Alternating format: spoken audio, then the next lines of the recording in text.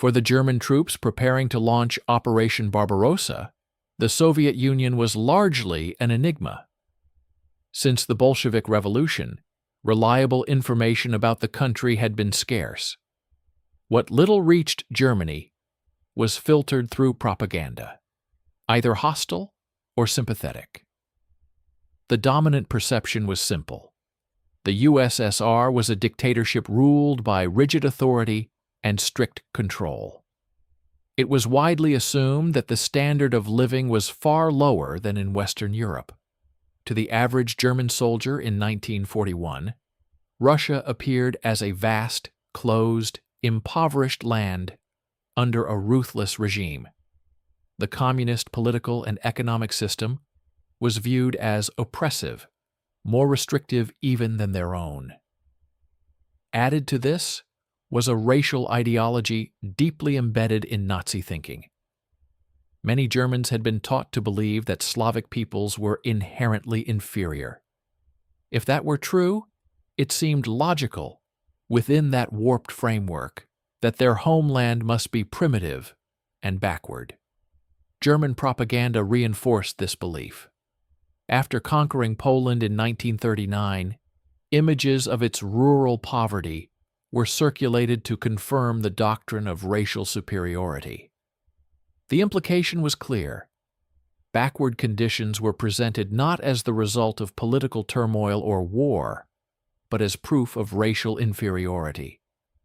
And yet, despite all the ideological certainty, most Germans knew surprisingly little about the Soviet Union. They understood one fact clearly: its immense size. Geographically, it covered roughly 1/6 of the Earth's land surface.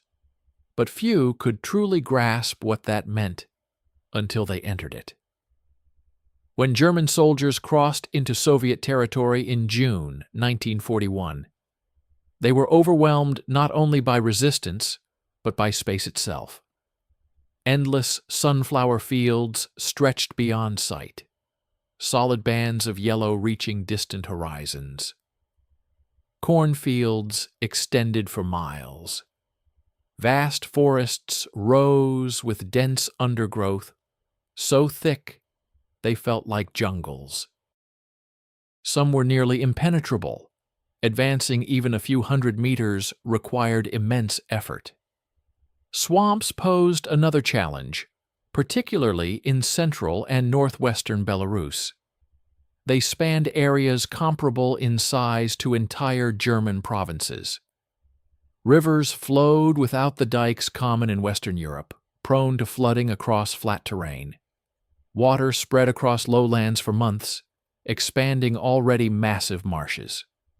This was the battlefield. Climate added another layer of shock. Germany experienced cold winters and warm summers, but nothing like the extremes of the Soviet Union. Temperatures plunged to 30 or 40 degrees below zero in winter. In summer, heat soared to unbearable levels. In the years after the war, some questioned whether German suffering during the first winter could have been mitigated had Soviet infrastructure, roads and railways, been more developed. If the German High Command had been able to rotate exhausted troops or resupply effectively, the army might have endured more easily.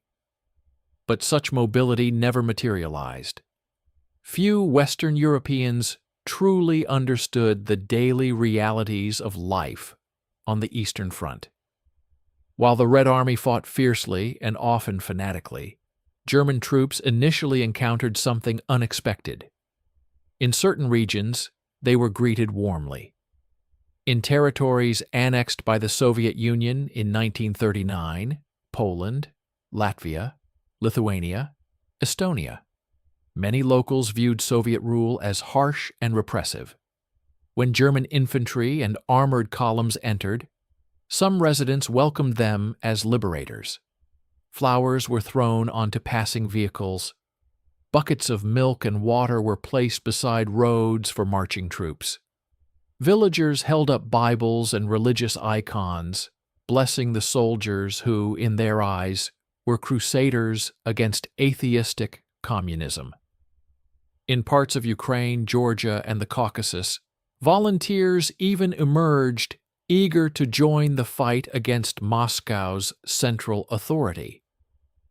To German soldiers, this reception was difficult to reconcile. Civilians cheered them, yet Red Army units fought to the last man. Behind German lines, partisan resistance soon emerged, often supported by the same populations that had once offered bread and salt. The illusion of liberation dissolved quickly. Repression followed resistance. Violence escalated. Initial optimism gave way to a brutal war defined by retaliation and fear. What had begun with applause turned into a cycle of terror and counter-terror.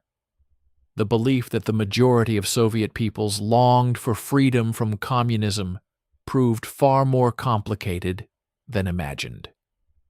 In the early hours of June 22, 1941, under a clear summer sky, the Wehrmacht crossed the Soviet border. There was no formal declaration of war.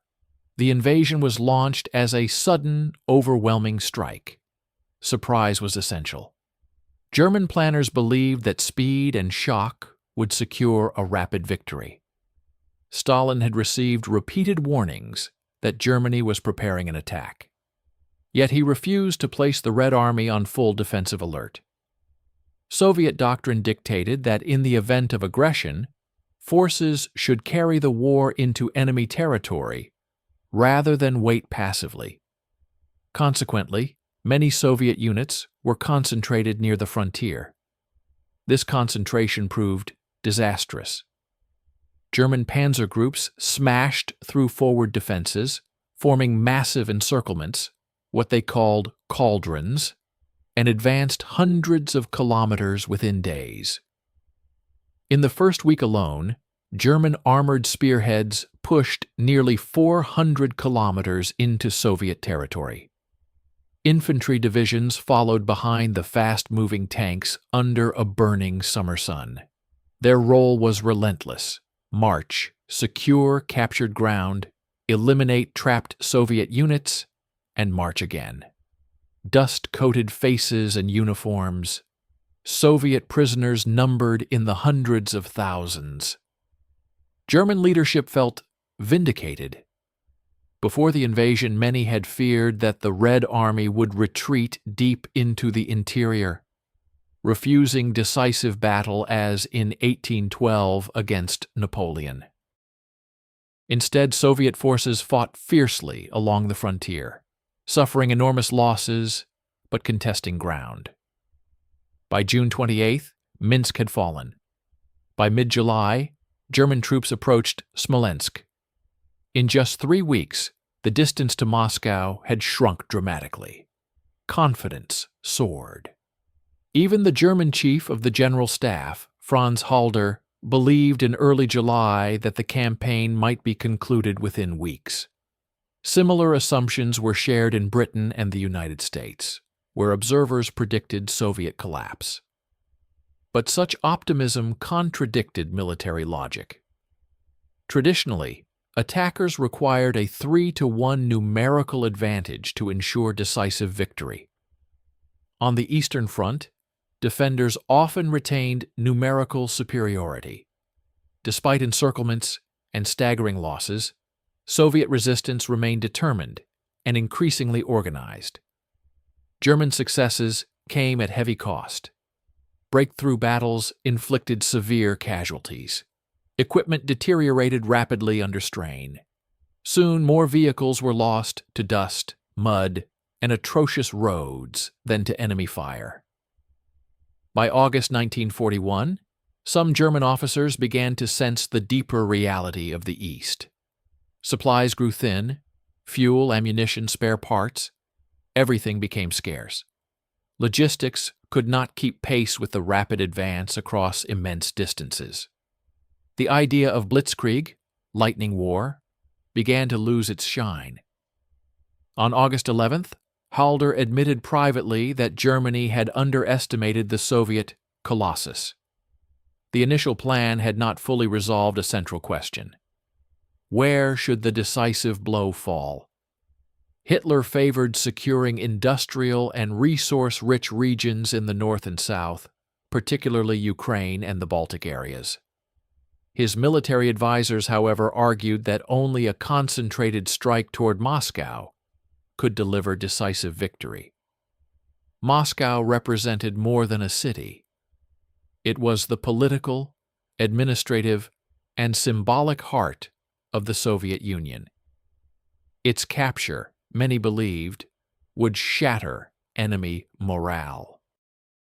Yet the war unfolding across the vast plains suggested that no single blow might suffice. In August, Hitler redirected major forces southward. The result appeared spectacular. Near Kiev, hundreds of thousands of Soviet troops were encircled and captured. The Kiev pocket became one of the largest military defeats in history.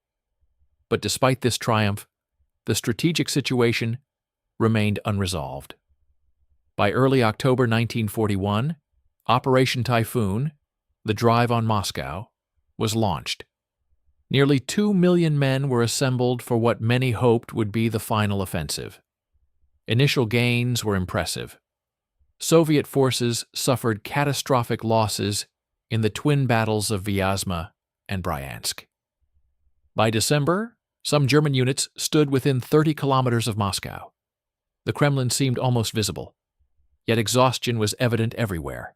Autumn rains transformed roads into seas of mud. Entire formations stalled. Vehicles sank axle deep. Artillery pieces could not be moved. Horses collapsed from strain. Then winter arrived. The German High Command had prepared winter equipment only for a limited occupation force, assuming the campaign would conclude before severe cold set in. Most soldiers still wore worn summer uniforms. Temperatures plunged below minus 30 degrees. Daily life became a struggle for survival. Men rose before dawn to march in darkness. Washing was impossible. Water froze instantly. Days ended late at night, after caring for horses and equipment, before collapsing in inadequate shelters. Still, commanders pressed forward, believing Soviet collapse was imminent. But from winter 1941 to 42 onward, the German Eastern Army lived in a state of constant improvisation. Supplies were rationed. Units fought day by day. Catastrophe was postponed but not avoided. What sustained many divisions was cohesion and professional leadership. Even amid horrendous losses, desertion remained rare.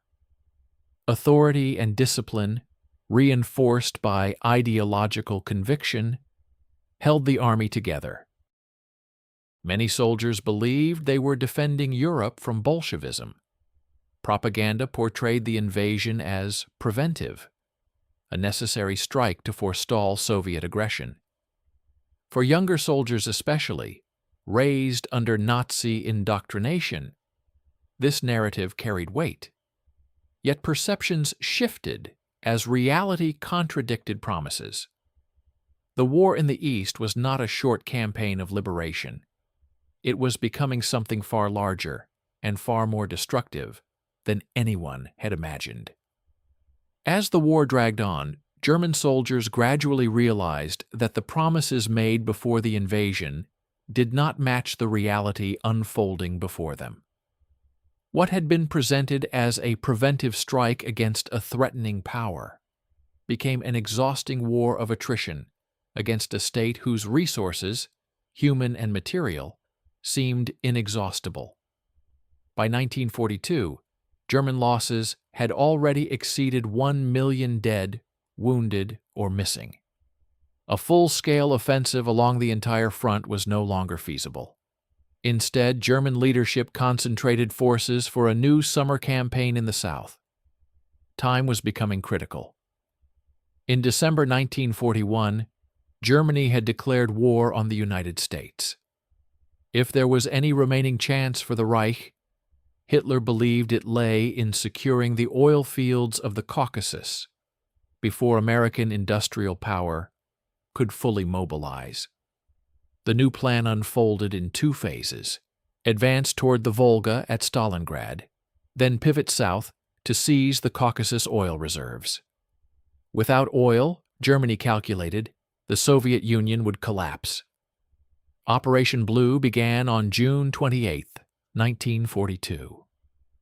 After preliminary battles around Kharkov and on the Crimean Peninsula, German forces, supported by Romanian, Hungarian, and Italian allies, pushed forward again. At first, progress seemed rapid. Columns moved eastward across the steppe in vast clouds of dust. By late July, German troops crossed into territories geographically considered part of Asia. In August, mountain troops planted the war flag atop Mount Elbrus, the highest peak in the Caucasus. Reconnaissance units of the Sixth Army reached the banks of the Volga, north of Stalingrad. Never before had German control extended so far. Yet beneath these dramatic images, the offensive machine was straining. Supplies were inadequate, units were overextended, divisions were reduced to skeletal strength. Some officers admitted in reports that their men were fighting in little more than shirts. The Red Army had finally adapted. After initial hesitation, Stalin allowed tactical withdrawals, avoiding encirclement when possible. German commanders noted with concern that fewer Soviet prisoners were being captured. Instead of collapsing, Soviet resistance hardened. Despite warnings from the front, Hitler divided his forces, sending them simultaneously toward Stalingrad and deep into the Caucasus. The gamble stretched German resources dangerously thin. At first, the advance did not appear to falter. German units moved through the steppe, through dust storms and scorching heat, capturing ruined oil facilities and pressing toward strategic objectives. But momentum was deceptive. In the Caucasus forests and the ruins of Stalingrad, fighting intensified. Stalingrad, in particular, transformed into a brutal urban battlefield.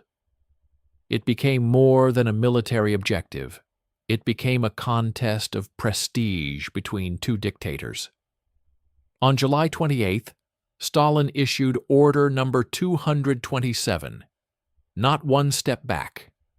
Hitler responded in speeches claiming that victory was already assured. But words could not substitute for reality. On November 19th and 20th, 1942, Soviet forces launched massive counteroffensives north and south of Stalingrad. The sectors held primarily by Romania and other Allied units collapsed under the assault of Soviet armored formations. Within days, the German Sixth Army was encircled. Approximately 200,000 men were trapped in freezing ruins, surrounded by multiple Soviet armies. Attempts to supply them by air were insufficient. Only about 25,000 were evacuated. Over 100,000 eventually fell into Soviet captivity. Few would ever return. On February 2, 1943, the last organized resistance ended. A final radio transmission reported freezing temperatures and grim conditions before falling silent. Stalingrad acquired immense symbolic weight. Though not the sole turning point of the war, it marked a profound psychological rupture. Germany's aura of invincibility shattered. Allied hope increased. Axis allies reconsidered their commitment. Yet even after Stalingrad, the Eastern Front did not collapse immediately. In the north and center, grinding battles of attrition continued. The conflict had evolved into something far different from the rapid conquest envisioned in 1941. The Eastern Front was no longer a campaign of movement.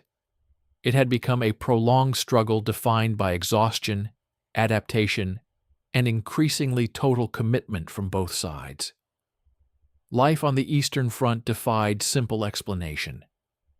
For the individual soldier, German or Soviet, the war often narrowed to immediate survival and the small circle of his unit. Grand strategies formulated in distant headquarters meant little to men crouched in trenches or advancing across frozen fields. Letters, diaries, and memoirs from both sides repeat similar themes: exhaustion, camaraderie, moments of exhilaration after surviving battle, the crushing weight of loss, fear, constant, intimate, unavoidable. There were long stretches of monotony, endless marches, digging defensive positions, standing watch in isolated outposts, scavenging for food, waiting for orders.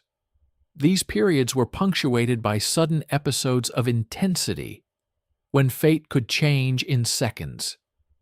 It is important to understand that daily life did not consist of non-stop combat or constant atrocities. Much of the soldier's time was consumed by logistics, maintenance, and endurance. Actual battlefield engagements were violent and chaotic, but they were also shaped by military objectives. Violence during combat possessed a certain symmetry, two armed forces confronting each other. War crimes, however, were far more common in areas removed from active battle. In rear zones, where the front had moved on, individual responsibility became more pronounced. The Eastern Front radicalized quickly. Repression provoked resistance. Terror generated counter-terror. Fanaticism fed fanaticism. As partisan activity intensified behind German lines, harsh reprisals followed. Many officers faced situations for which there were no clear directives. Some resorted to executions and severe measures as the simplest solution. The illusion of being welcomed as liberators evaporated. Those same civilians who had once offered bread and salt sometimes later supported partisan units or attacked isolated German soldiers. When German forces began retreating westward, they encountered populations willing to retaliate brutally.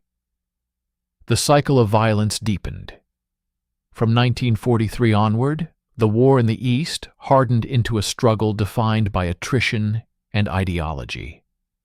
For many German soldiers, awareness grew that the campaign was no longer defensive or preventive, but entangled in something morally darker. The sense of collective or national guilt, though rarely articulated openly, lingered in private reflections. At the same time, fear of Soviet retribution became a powerful motivator. As the front approached German borders, many soldiers believed they were now defending their homeland from Bolshevism. This conviction contributed to the army's continued resistance, even in dire circumstances. It would be simplistic, however, to attribute soldiers' actions solely to ideology or personal will. Most were constrained by rigid military structures and the dictatorship under which they served. Orders flowed downward. Disobedience carried severe consequences. Opportunities to influence policy or strategy were minimal for ordinary troops. Many held subordinate roles with limited agency. War created a system in which individuals operated within a vast machine of command and submission. Desertion or surrender posed grave dangers on both sides. Prisoners often faced brutal conditions.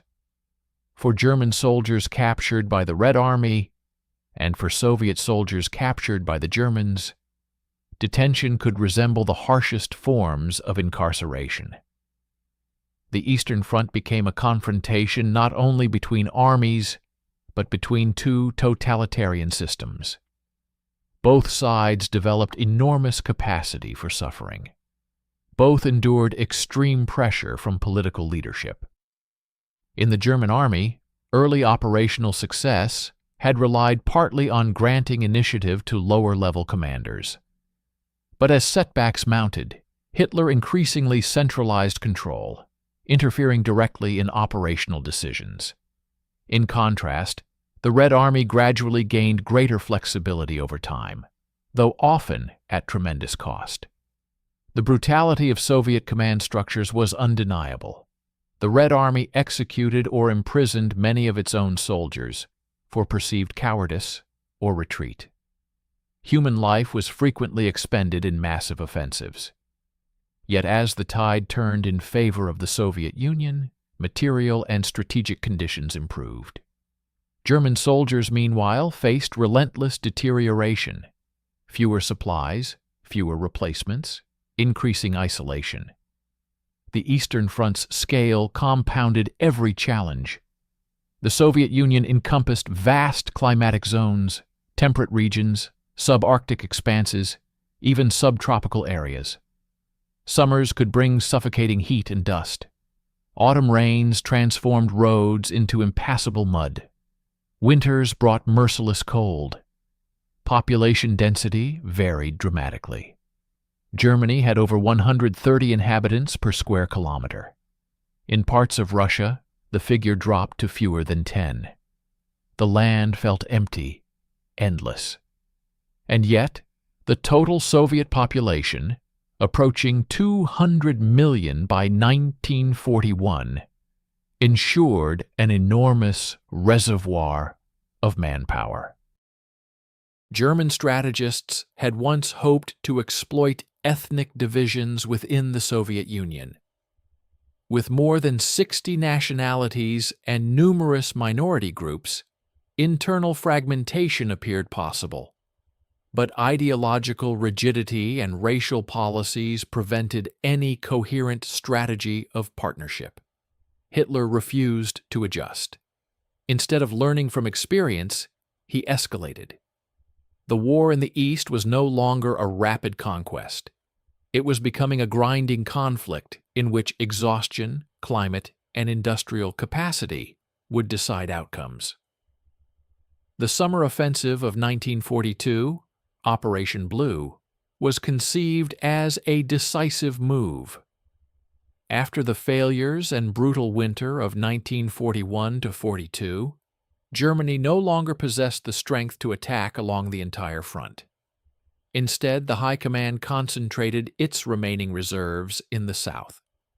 The objective was clear: seize the oil fields of the Caucasus and cut the Volga supply artery at Stalingrad.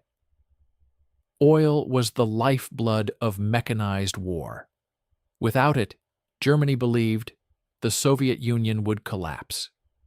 And if Soviet resistance collapsed before American war production reached full capacity, the strategic balance might shift back in Germany's favor. The offensive began with speed. German and Allied formations surged eastward. Dust clouds rose across the steppe. The Red Army, having learned from earlier disasters, withdrew in many sectors to avoid encirclement. This withdrawal created the illusion of a vacuum. German columns advanced into vast, seemingly empty spaces. Yet this emptiness concealed strain.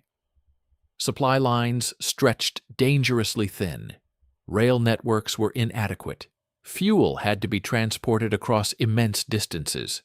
The farther the advance, the more fragile logistics became. Some officers began to worry openly that the Wehrmacht was striking at air. Nevertheless, Hitler divided his forces. Rather than concentrating entirely on Stalingrad or entirely on the Caucasus, he ordered parallel thrusts, splitting strength at a moment when concentration was essential. At first, the gamble appeared successful. Mountain troops planted flags in the Caucasus peaks. German reconnaissance units reached the Volga's banks. Maps colored in Berlin showed enormous territorial gains. But beneath the surface, exhaustion was spreading. Fighting in the Caucasus forests proved slow and attritional. The terrain favored defenders. Meanwhile, in Stalingrad, the battle transformed into urban devastation. Factories, apartment blocks, and rubble became fortresses.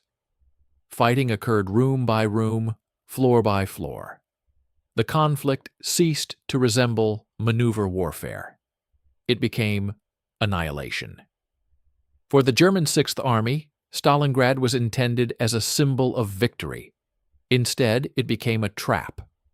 When Soviet forces counterattacked in November 1942, they targeted weaker sectors held by Romania and other Allied armies. These formations lacked adequate equipment and leadership to withstand the Soviet armored thrusts. Within days, the encirclement was complete. Over 200,000 German soldiers were trapped. Winter descended again. Attempts to supply the pocket by air failed to meet requirements. Promises of relief proved hollow. Orders from Hitler forbade breakout attempts. The Sixth Army withered.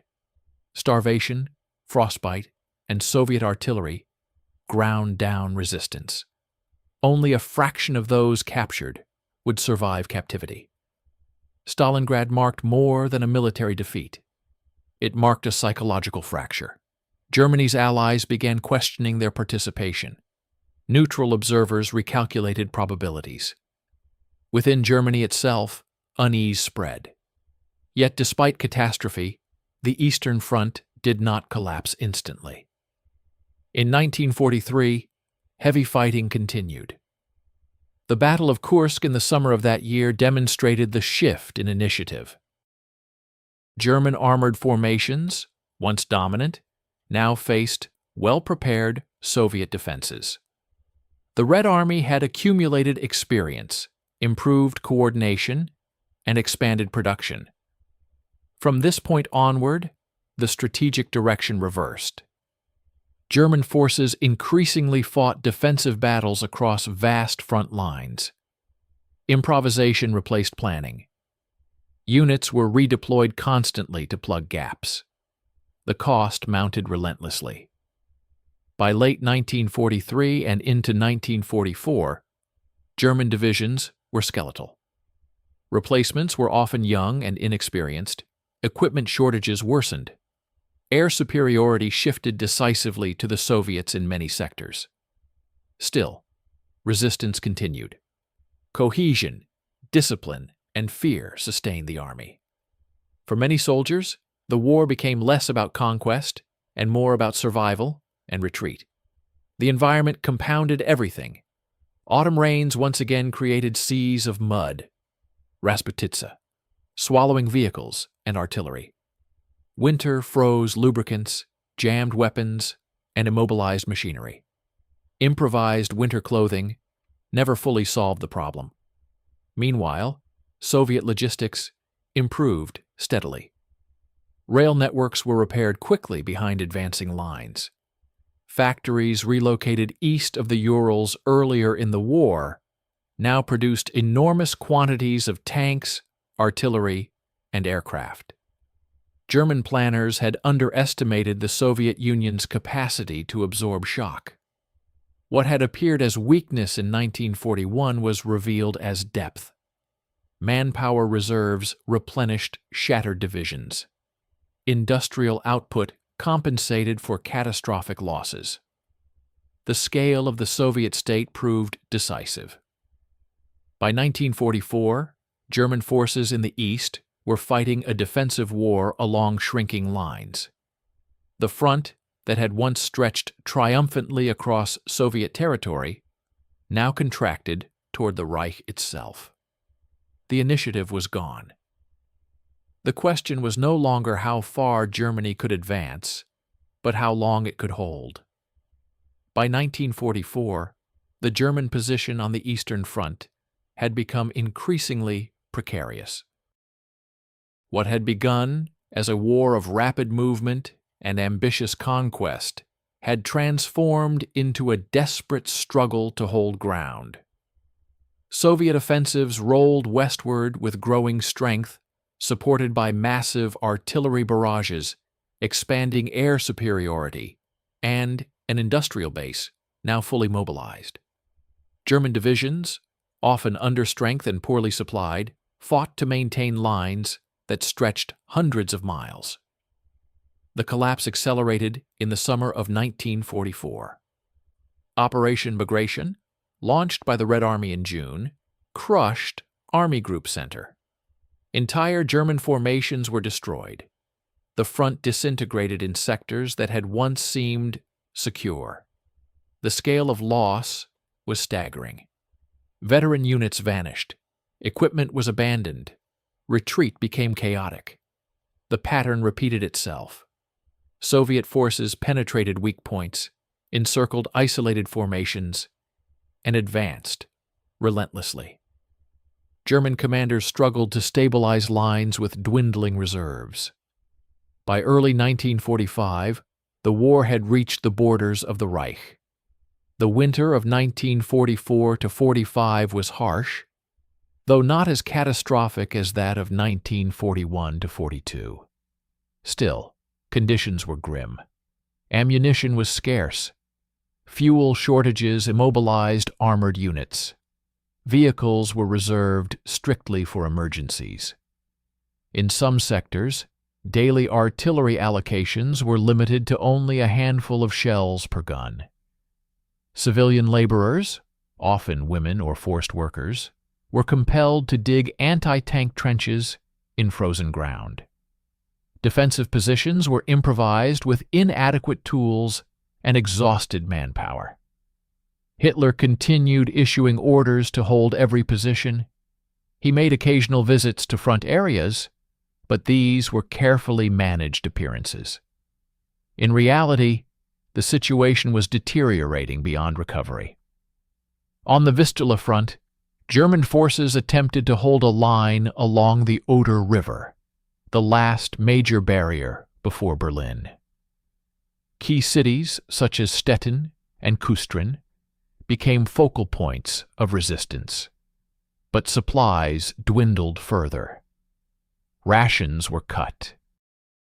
Drinking water shortages caused disease to spread. Dysentery weakened already malnourished troops. Many units now consisted of inexperienced recruits, some so young that tobacco in their rations was replaced with candy. Alongside them stood veterans who had fought since 1941, hardened but exhausted. Despite material weakness, resistance remained stubborn in places. Young and old fought side by side, attempting to slow the inevitable. Between the Oder and Berlin, a heterogeneous force gathered: regular Wehrmacht soldiers, Waffen-SS units, Volkssturm militia, Hitler Youth members, and Luftwaffe ground personnel pressed into infantry roles. Improvised defenses faced overwhelming Soviet superiority in artillery and aircraft. On April 16, 1945, the final Soviet offensive toward Berlin began. Within days, German defensive positions were shattered. The Red Army advanced methodically, pushing toward the capital. Street fighting erupted in Berlin itself. The city became the final battlefield in the East. In May 1945, the guns fell silent. The war in Europe ended. Of the German soldiers who had marched east in June 1941, vast numbers were dead, wounded, missing, or prisoners. The cost ran into the millions. The ambition to conquer territory as far as the Volga had collapsed entirely.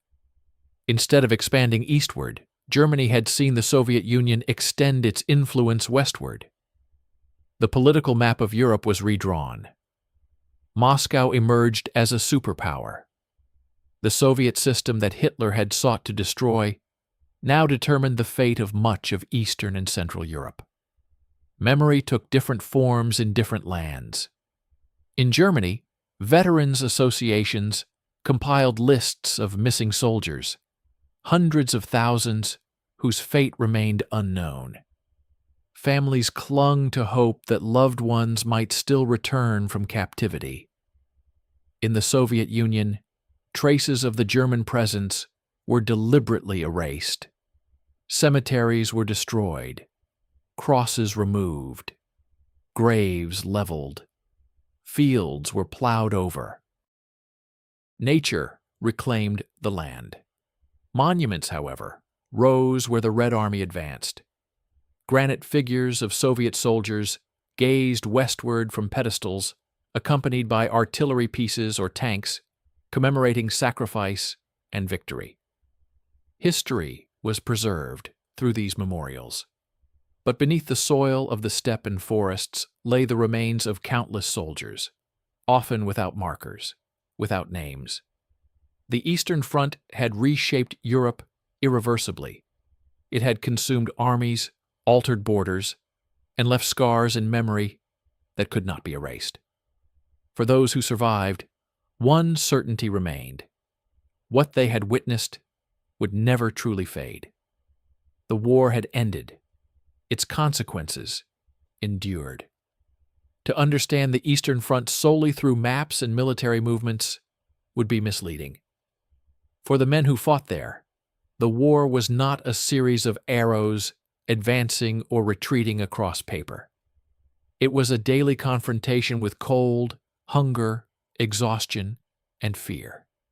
It was long nights in frozen trenches. It was endless marches across mud-choked roads. It was the silence after artillery ceased, and the dread of when it would begin again. The environment shaped everything. The Soviet Union's sheer scale overwhelmed invaders. Its geography swallowed formations. Forests concealed defenders. Swamps immobilized vehicles. Rivers without proper infrastructure complicated logistics. Vast open steppes offered little cover from artillery or aircraft, and the climate was merciless. Summer brought dust storms that choked engines and lungs alike. Torrential autumn rains turned entire fronts into seas of mud, the infamous Rasputitsa. Winter froze weapons, immobilized tanks, and reduced human endurance to its limit. In the winter of 1941–42, one of the harshest in modern Russian history, German soldiers found themselves catastrophically unprepared. Warm clothing was scarce, lubricants failed in extreme cold, rifles jammed, boots froze solid overnight. Veterans later summarized survival bluntly. Those who adapted lived, those who could not perished. It was a regression to primitive endurance.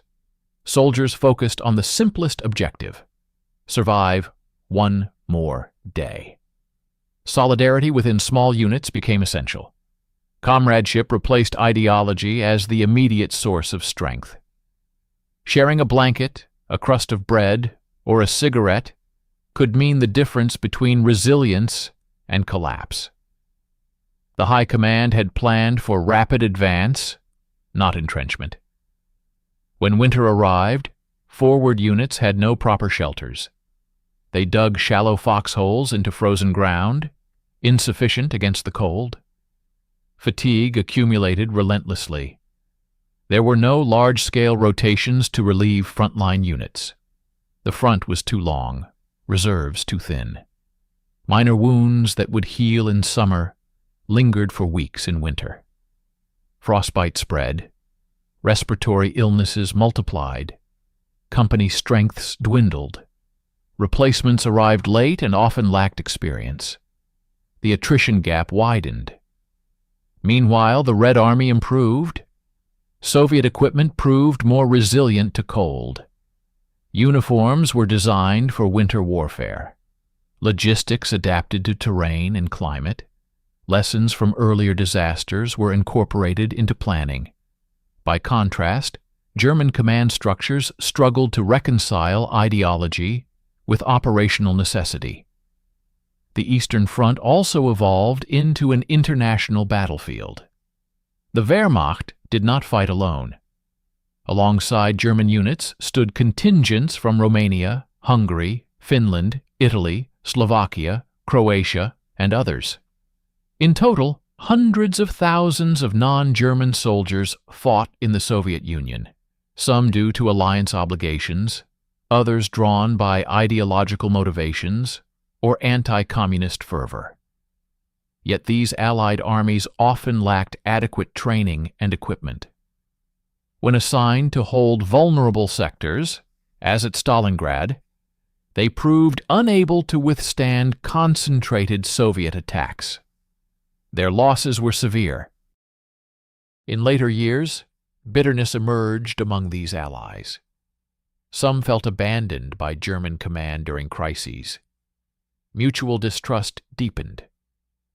The Eastern Front became not only a clash between Germany and the Soviet Union, but a convergence of multiple European forces. It also became a theater where ideological narratives collided. For some volunteers, the war was framed as a crusade against Bolshevism. Propaganda emphasized defense of Western civilization. Others joined out of opportunism, nationalism, or coercion. Yet regardless of origin, once on the front, experience unified them in hardship. Across both sides, certain parallels emerged. German soldiers feared the Red Army. Soviet soldiers feared German reprisals. Both were shaped by authoritarian systems that demanded obedience and sacrifice.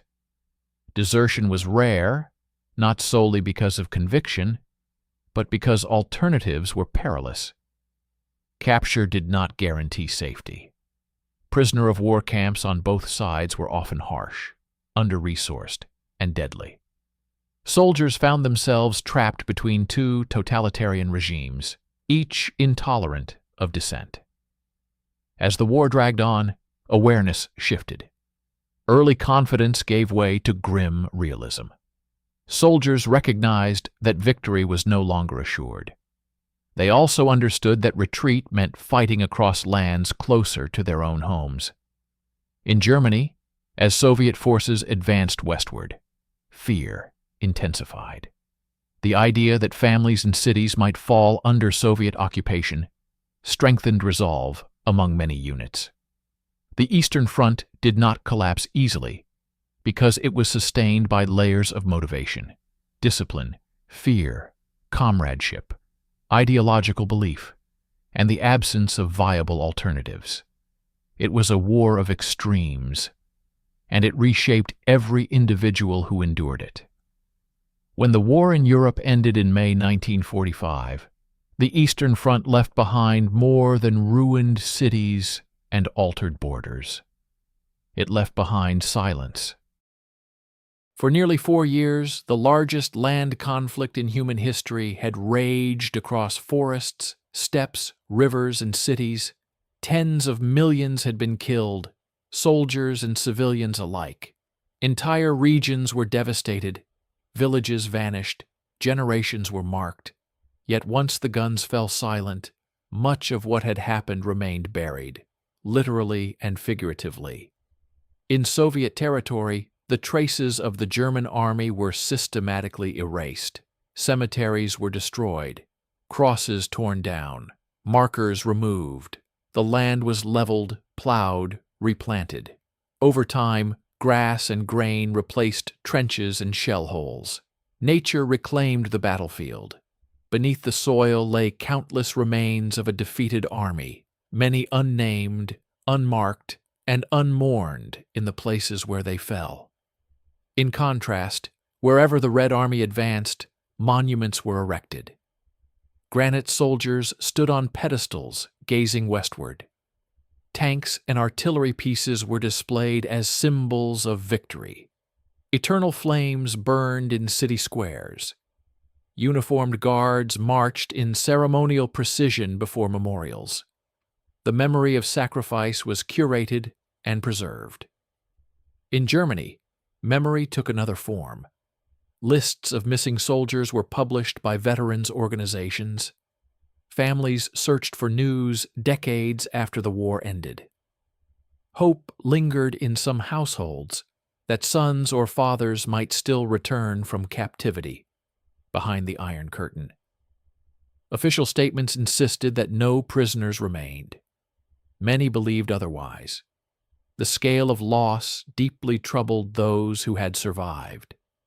It was not only the millions dead, but the absence of future generations, the sons who would never become fathers, the leaders who would never emerge. A chaplain who had served alongside German troops early in the war wrote bitterly after burying more parishioners on Soviet soil. The names of the fallen now outnumber those of the living in my notebook. My community is bleeding out on these plains. His words captured something essential about the Eastern Front. It was not merely a campaign of armies. It was a grinding consumption of youth and possibility. The initial ambition, to conquer territories as far as the Volga, had collapsed entirely. Instead of expanding eastward, Germany witnessed the Soviet Union's power extend westward. The political map of Europe was transformed. Borders shifted. Governments changed. A new global balance emerged. The Soviet system that had once seemed vulnerable in 1941 became the dominant force across half the continent. The German Reich, that had appeared unstoppable at the height of its expansion, lay in ruins. In retrospect, the Eastern Front was not decided by a single battle. Not Moscow, not Stalingrad, not Kursk. It was determined by a process of attrition, a process in which initial speed collided with vast geography, a process in which industrial capacity, manpower reserves, climate, and endurance outweighed early tactical brilliance. It was a war of scale beyond anything previously experienced in Europe. For individual soldiers, however, that scale was invisible. They rarely understood grand strategy. Most saw only their sector of the front, their immediate objective, their unit. A corporal wrote in early 1943 that he could barely see beyond his own section of the line and had no idea what was planned elsewhere. This limited perspective did not make them apolitical. Many fought with conviction, believing in propaganda narratives or in defense of homeland. Others fought because refusal was unthinkable. But regardless of ideology, daily existence was shaped more by mud, cold, orders, and comradeship than by abstract political theory. Combat did not occur constantly. Long periods of waiting, digging, transporting, and enduring defined much of life. Then suddenly violence erupted, intense, chaotic, decisive. In those moments, individual actions mattered profoundly. Outside of battle, responsibility was more ambiguous. War crimes were often committed far from the immediate front, in rear areas, under conditions where military engagement had ceased, but occupation and repression continued. On the front itself, soldiers faced symmetrical danger, armed enemy confronting armed enemy. But beyond it, violence could take darker forms. In the end, both sides developed extraordinary capacity for suffering. Both endured authoritarian systems that imposed heavy expectations. Both believed, at different times, that survival of homeland depended on total commitment. And when the war ended, those who survived carried its memory permanently. For many, the Eastern Front was not a chapter in a textbook. It was a frozen trench, a burning city, a comrade lost, a march through mud, a winter without end. The cannons are silent now. The forests have grown back. The steppe is green again. But beneath that quiet landscape lies the legacy of a war that reshaped Europe and consumed millions. And for those who lived through it, it never truly ended.